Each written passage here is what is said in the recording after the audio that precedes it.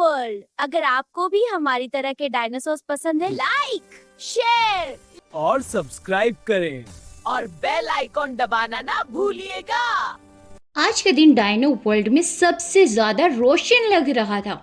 सूरज की किरणें समुद्र पर पड़ रही थी और हर तरफ हल्की हल्की हवा चल रही थी। उधर पीकू, जारू और जियोन समुद्र के किनारे खेल रहे थे। पीकू रेत से खेल रही थी, जारू सिप्पियों के साथ खेल रहा था और जियोन उन दोनों को देख रहा था कि एकदम अचानक से हवा तेज हो गई, रेत उड़ने लगी, समुद्र उछलने लगा जैसे कोई बड़ा सा पत्थर पानी में फेंक दिया हो।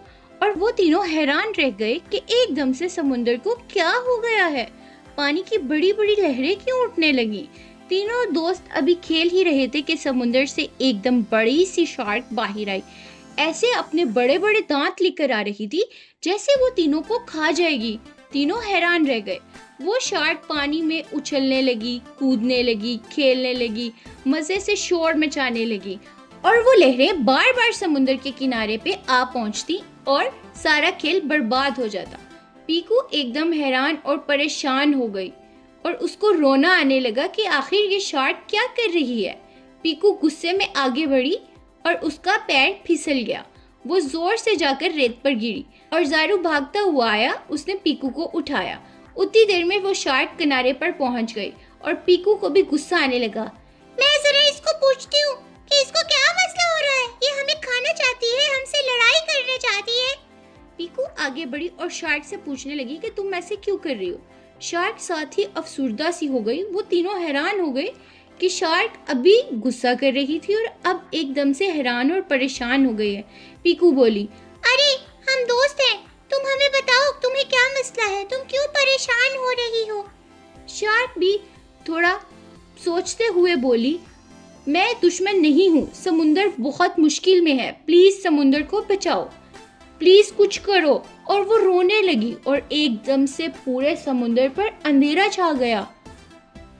ओह नहीं, समुंदर का रंग काला होने लगा, मछलियां इधर उधर भागने लगी और सब हैरान हो गए कि एकदम से ये समुंदर को क्या हो गया है, ये अंधेरा क्यों छा गया है और मछलियां क्यों। उन्हें एक भारी सी बूढ़ी सी आवाज सुनाई दी। उन्होंने पीछे मुड़कर देखा तो एक बूढ़ा कछुआ नमूदार हुआ और वो तीनों हैरानी से उसको देखने लगे और साथ में शार्क भी। और इसी दौरान उसने अपनी जादुई ताकत से वो मोती बना के दिखाया। वो गोल्डन कलर का एक चमकदार मोती था। उसने कहा कि वो मोती इस तरह का दिखता है पर जंगल में कहाँ है कोई नहीं जानता। वो ऑक्टोपस बहुत बड़ा और पावरफुल है और उसके पास कुछ जादुई बुलबुलें भी हैं। उसकी आंखें बहुत डरावनी पीली और लाल हैं। वो समुद्र की गहराई में एक गार में रहता है।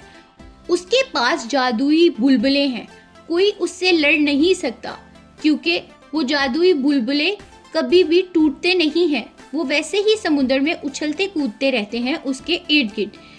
पीकू बहुत ज्यादा गुस्से में आ जाती है और बोलती है, चलो दोस्तों, हम उसे ढूंढेंगे, हम उसका मुकाबला करेंगे, उसको मजा चखा देंगे क्योंकि हम हैं सच्चे दिल वाले। तीनों दोस्त एक जादुई बुलबुले में बैठकर समुद्र के नीचे चले जाते हैं। पीकू खुशी से चिल्लाती है, वाह, ये मेरा पहला ज़ेरे आब सफर है, यानी समुद्र के नीचे वाला पहला सफर। चारों तरफ रंगीन मछलियां, चमकती हुई जेलीफिशेस और कुछ जगहें थोड़ी सी डरावनी भी होती हैं क्योंकि वहां पर बहुत अंधेरा होता है। एक नन्ही सी मछली रोती हुई कहती है, अगर मोती वापस ना आया तो हम सब रास्ता भूल जाएंगे क्योंकि बहुत अंधेरा हो जाएगा। पीकू जाते जाते उस जादुई बुलबुले से बोली, तुम डरो मत, हम बचा देंगे तुम्हें। और वो तीनों जादुई बुलबुले में गार में दाखिल हुई। उस गार की आंखें थीं। उनके दाखिल होते ही गार ने आंखें खोली और देखा कि बुलबुले में कोई आया है और ऑक्टोपस भागता हुआ आया और धार मारता हुआ बोला, ये मोती मेरा है, यही लेने आए हो ना, ये समुंदर पर मेरा राज होगा। और वो तीनों उस बुलबुले को देख के हैरान रह गए।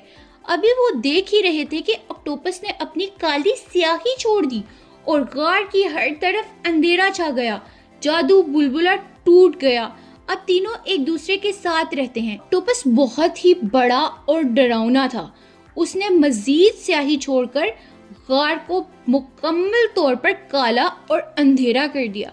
वहां पे कुछ भी नजर नहीं आ रहा था और तीनों दोस्तों ने एक दूसरे का साथ नहीं छोड़ा। वो समुंदर में तैरते हुए आगे निकल आए। उन्हें पता ही नहीं चला कि वो आगे किस तरफ जा रहे हैं, पर उन्होंने हार नहीं मानी और वो चलते रहे। और अचानक समुंदर की गहराई में उनकी नजर पड़ी चमकते हुए मोती पर वो मोती जंजीरों में बंधा हुआ था। ज़ियोन ने अपनी पूरी ताकत से उसको तोड़ने की कोशिश की, पर ज़ारू ने भी जोर लगाया और दोनों दोस्तों ने अपनी दोस्ती से उस जादुई मोती की जंजीर तोड़ दी और वो खूबसूरत चमकता हुआ मोती ज़ियोन के हाथ में आ गया और वो हैरान थे उस खूबसूरत मोती को देखते हुए। अभी वो खुशी हो रहे थे कि वो जादुई मोती आज़ाद होते ही खुद ही समुंदर की सतह पर पहुंच गया और इसी में सारी मछलियां उनके पास भाग कर आईं, जैसे दिल से उनका शुक्रिया अदा कर रही हूँ। और बहुत सारी जेली फिशेस भी, और सारे समुंदर में एकदम से रोशनी हो गई क्योंकि मोती वापस अपनी जगह पर जा चुका था। और वो शार्क भी भागती हुई उनके पास आई और सर झुकाकर उनसे चिपक गई, जैसे उनका शुक्रिया अदा कर रही हो। तीनों दोस्त बहुत ज्यादा खुश हुए और सब समुंदर में झूमने लगे कि उन्होंने समुंदर को बचा लिया।